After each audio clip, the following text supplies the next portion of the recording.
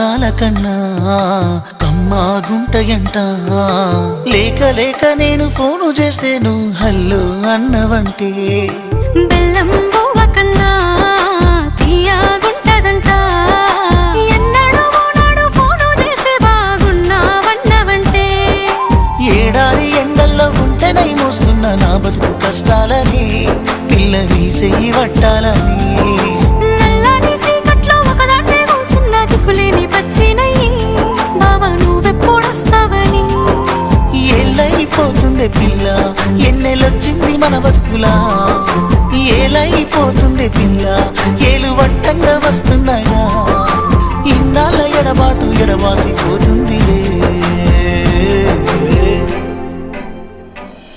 ఈ సీనయ్య గుండున్నదే సినదారా నీ కోసము